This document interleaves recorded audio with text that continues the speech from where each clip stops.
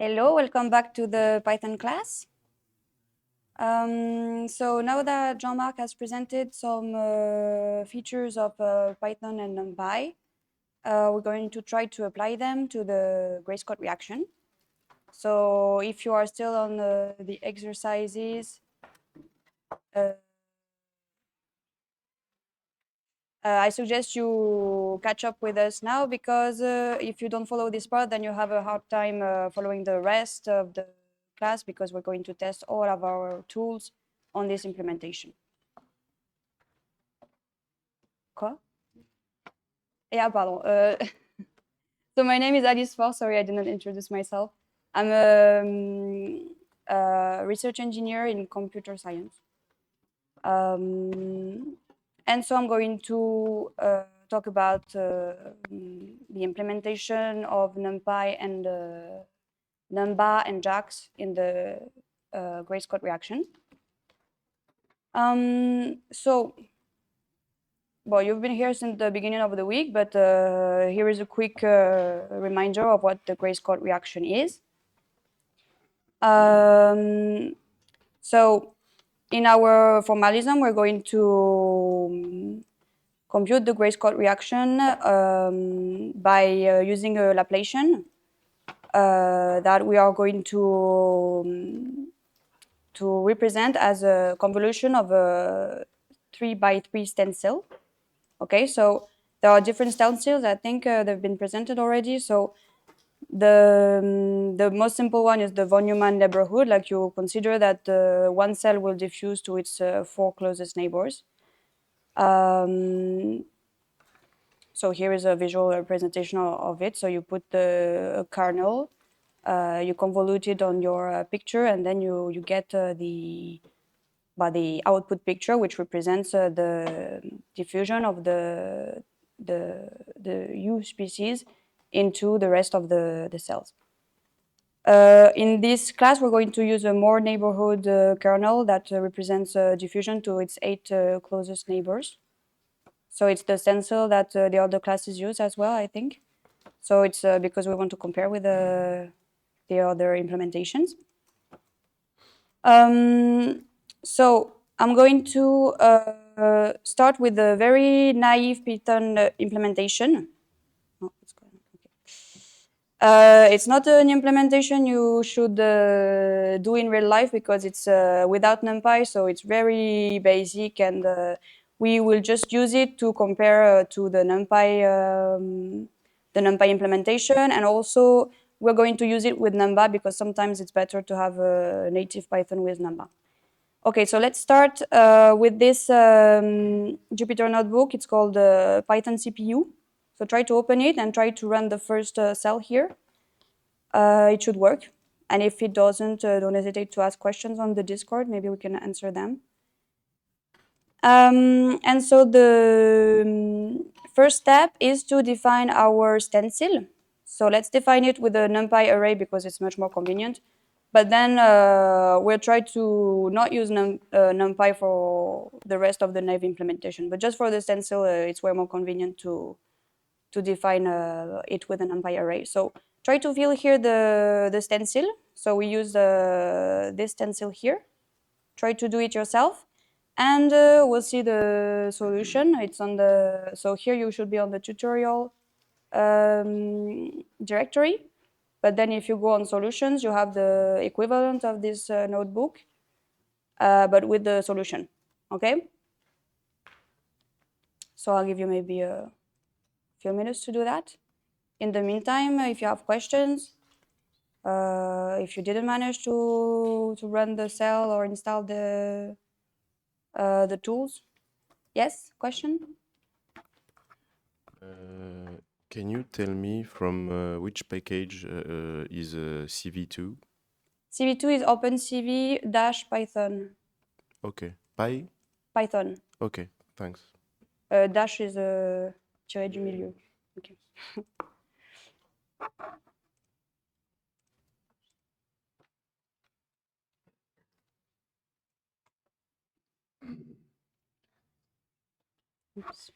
Sorry, maybe I have a question about the previous examples. Okay. When we try to compute the norm in a quicker manner, I can see the 20% improvement. In my case, I think the trick is to apply the square roots after taking the max.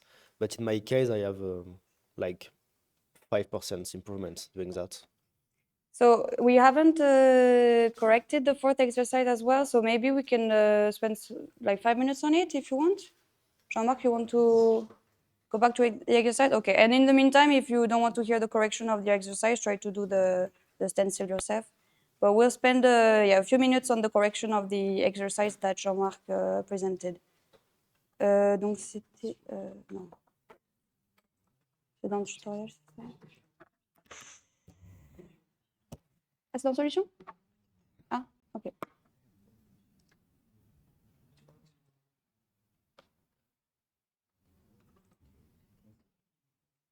T'es sûr?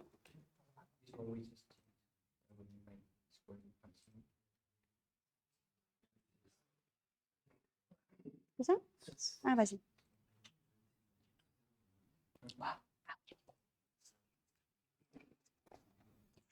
Moi, j'ai oublié, désolé. Yes, donc the solution for the last exercise, as I say, Mister, the trick is to apply square root at the end and not when you compute the norm. So instead, call linear algebra norm. You just compute the sum of square of elements. So you don't compute square root. It's an expensive time to compute it, and you compute it at the end only for the max. So the result is the same because square root is conserves the same order, and they are the same max. So the trick is apply square root at the end and not for all elements. So in my example, I've obtained 5 milliseconds better than the norm version. So it's 20% better.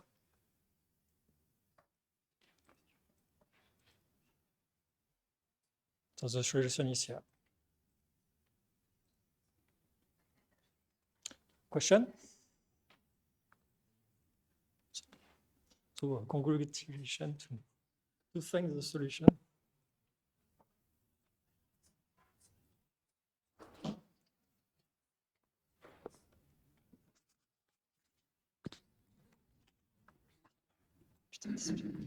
Sorry.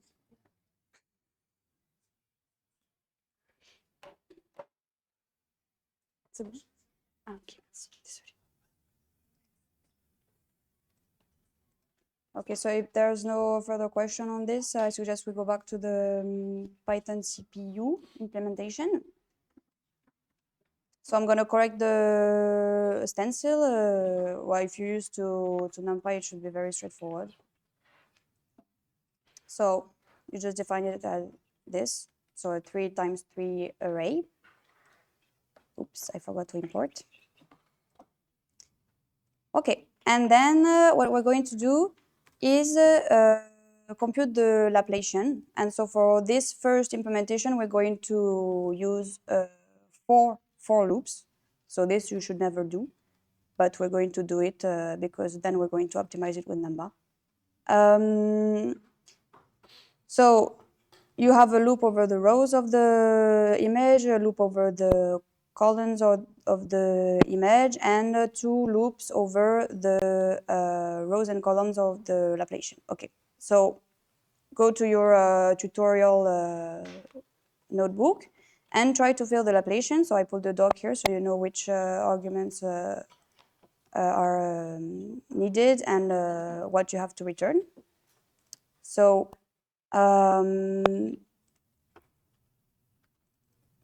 we will use images of size a bit bigger than the HD size, because then we are going to remove the borders after the computation so that we handle the borders properly.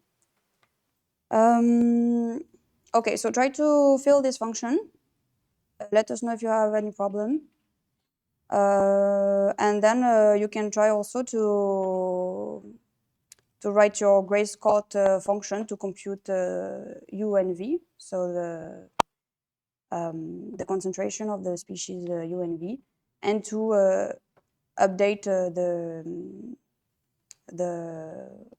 the Gray-Scott steps. So you do this G steps time, and then we're going to define G steps, but I think in the previous classes it was 32, and we're going to use it as well. Okay, so try to fill these two functions, and then we're going to correct it. So the Laplacian and the Gray-Scott over D steps.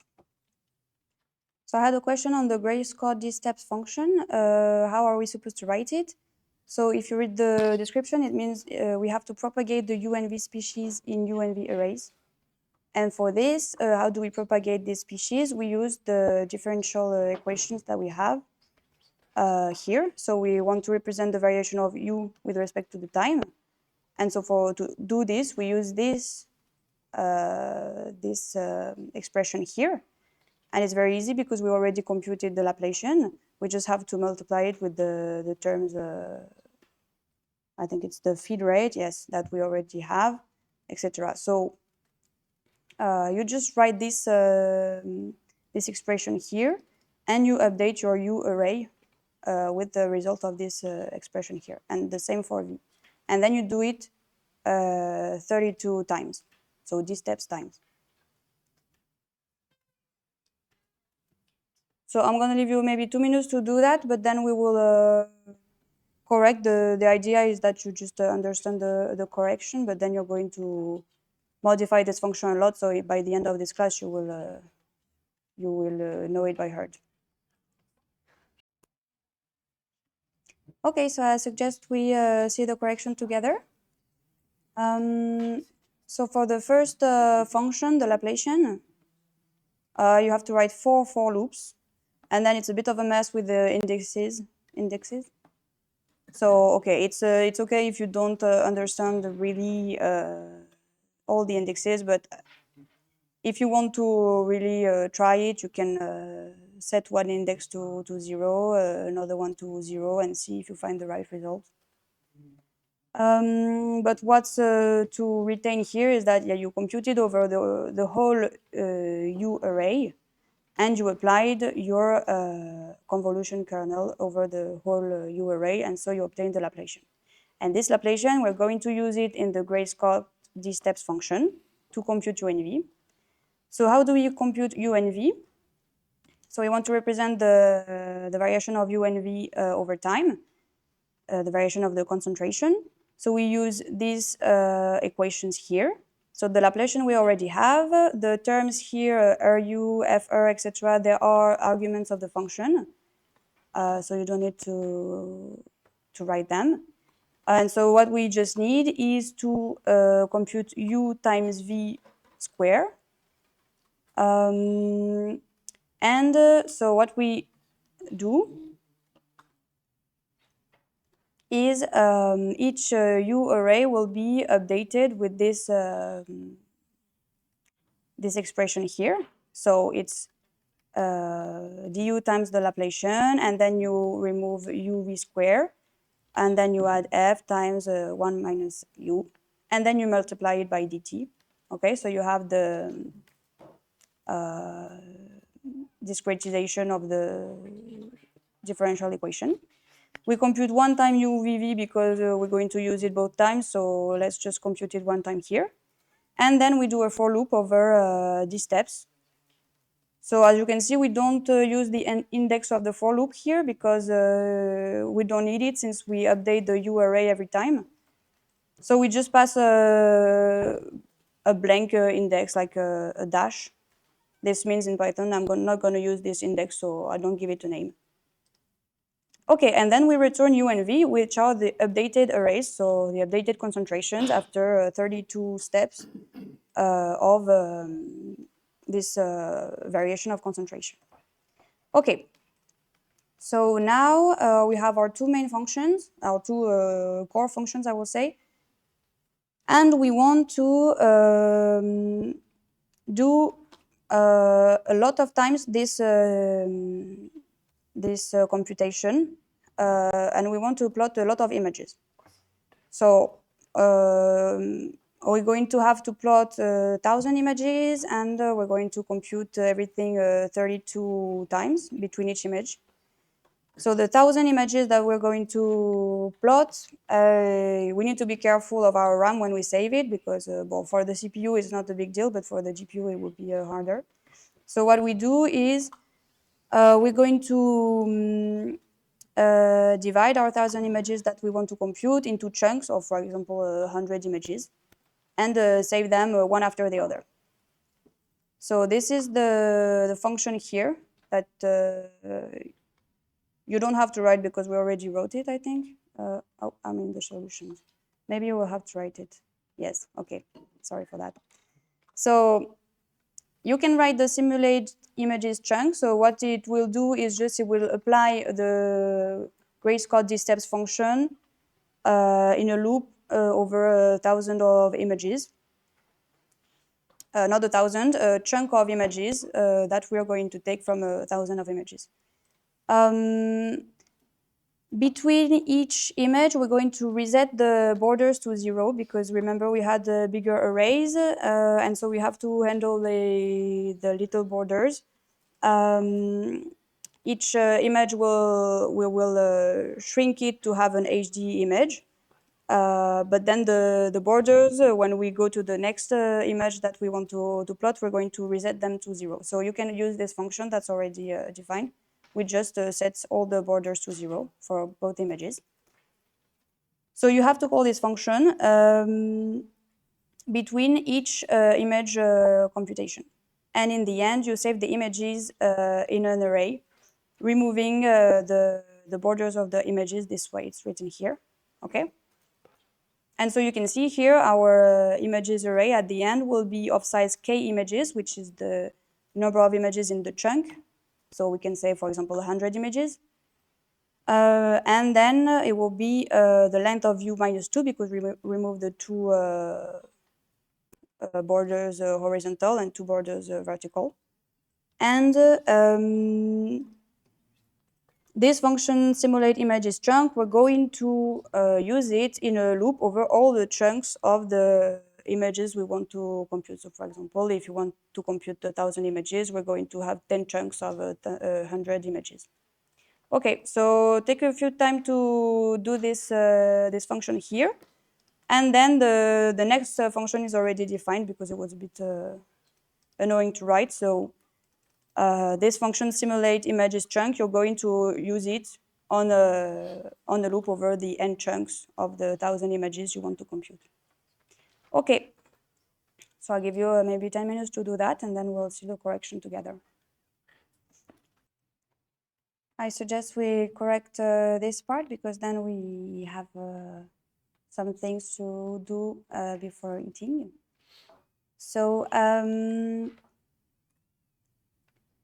we want to integrate our to implement the simulation of k images, and so for this we use our Gray-Scott dsteps function, and we store the result in a images array. Okay, so nothing very tricky here. You just have to remember to reset the borders of U and V between each image, so that you can continue to compute on the full +2 images, and then you only save the images without the borders. Here you use the IDX index to store it on the right slice of your images array. Okay, to store the image on the right slice. We store V because I think it was the same in the other classes. but we could have stored the U also. And so we return this array of images. Is this okay for everyone? Do you have questions on this implementation? Okay, and so we can save the images in an HDF5 data set. So for this, you have a function that is called simulate and save chunk, that is just below. So we already wrote it. You compute here the number of chunks, and then you do a loop over this number of chunks to save every chunk of images in a certain position in your HDF5 dataset. Okay? But don't worry about this function. You're not going to optimize it, I guess, because it's just I/O.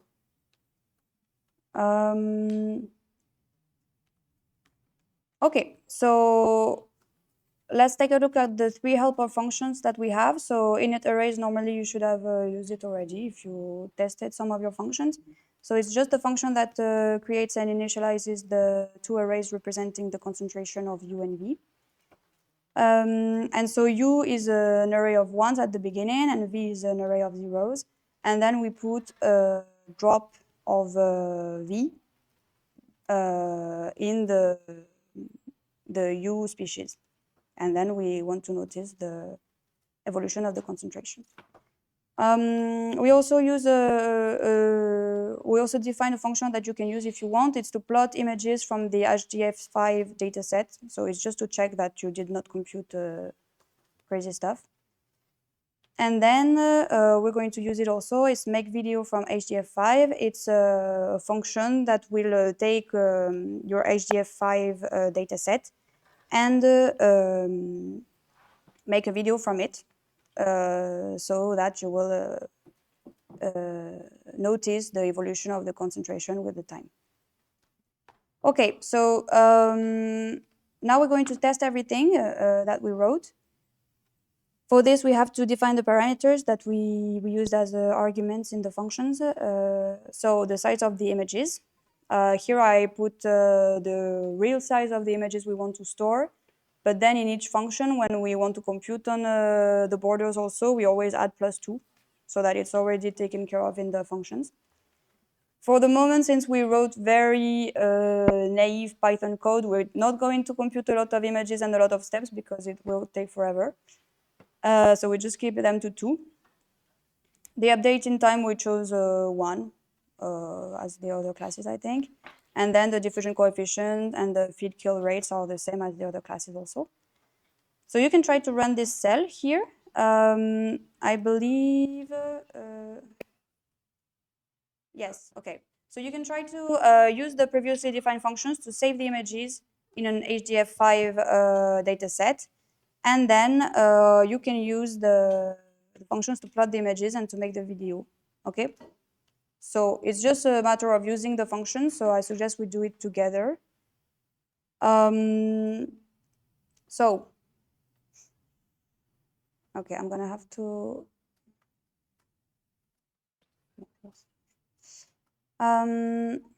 Yeah, I have to run all the cells.